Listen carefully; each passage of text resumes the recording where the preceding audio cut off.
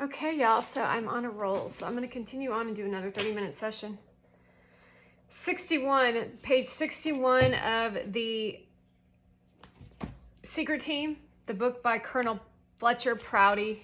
Not only am I attempting to uncover the corruption in the government, but I also want it to be in another form. So, like, if you wanted to read the book out loud, it would be amazing. So we could have more of the documentation circulating throughout the world. Because if it's in secret, then more people can do secret stuff to destroy nations across the globe. Okay. All right. We finished up the discussion with the Bay of Pigs and how it was a complete disaster and how Alan Dulles went to some conference allegedly. So he didn't have to answer the phone call to basically shift government and to, what is it called when you like lie to your soldiers and they think they're going to have assistance, but then the assistance doesn't come? And ambush them. They ambushed these our own soldiers. Our CIA agents ambushed our own soldiers. So you want to remember that too when you're working with these secret agents or whatever the hell they are. The Bay of Pigs operation serves as an excellent example of what is good and what is bad about clandestine operations and about the way that they are developed, supported, and managed by the ST. From the first assistance to the first small group of Cubans in Miami, from the first light plane touchdown on a remote road in Cuba to infiltrate one or two men into the huge operation involving thousands of men and tens of millions of dollars worth of equipment, to the tragic failure on the beach and the imprisonment that an eventual payment of ransom tribute to Castro, the Bay of Pigs operation was nothing but a somewhat related series of escalating events which, simply stated, just got out of hand after the election of John Kennedy.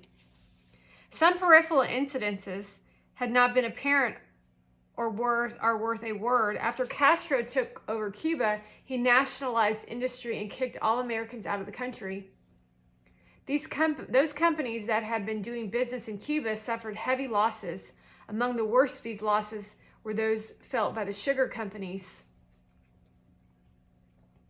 The stock of some of these firms traded at very low rates, if it could be traded at all, which sugar is like cocaine. It's just a drug.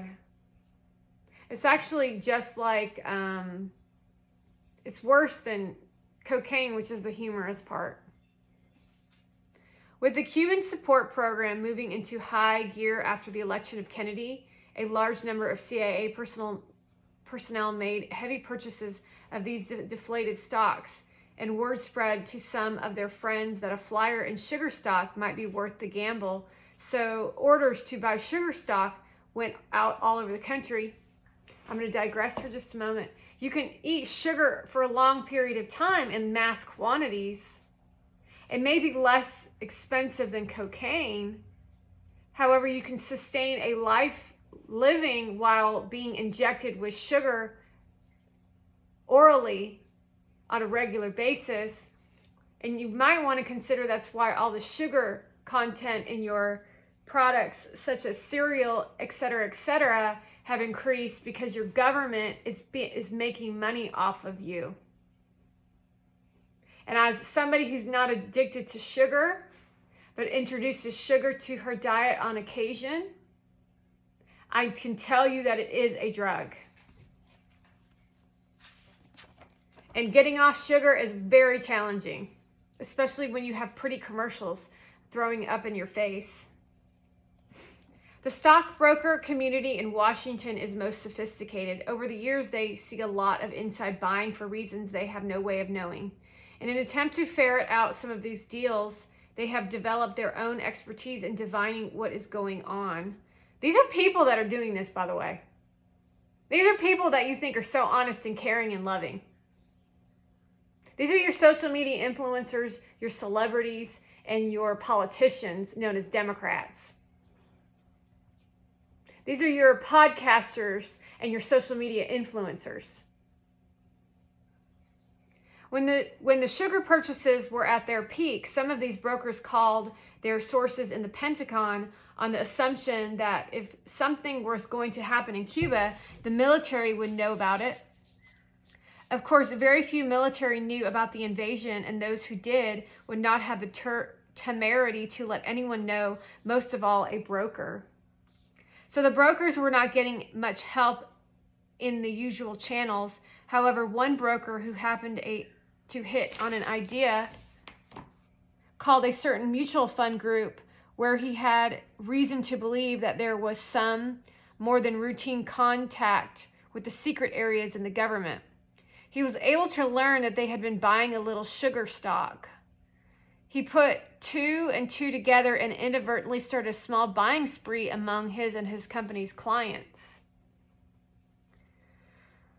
Needless to say, the sugar balloon burst on these beaches in Cuba, but there have been many other times when this very special inside scoop that ST is able to control has led to some very good investments.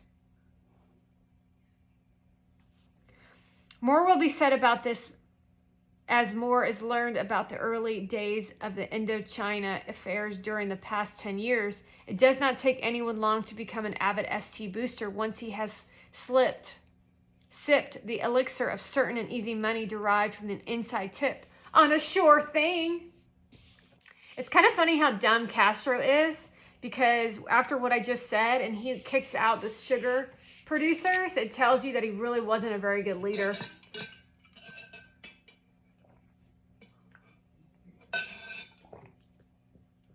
Didn't think. He's too busy trying to be in control for himself, which really, if you do right by people, you're always in control. However, you get to live a love-based reality with, what's the other thing? With a bank account that's heavy and full. And then the joy of life gets to be watching other people experience happiness and joy. And those people that you used to be rude and mean to actually protect you. It's a sad existence. It's a very sad existence. Not to mention you have crappy love affairs. Your relationships with your children are crap. And it's all a facade. It's like ridiculous. And just to let you know, we made it to chapter 3, which is part 2. The CIA and how it runs. Let's see. Do I want to continue on? I can't believe we finished chapter 2 already. I think we will. I wonder if I should start a new video. I think I will.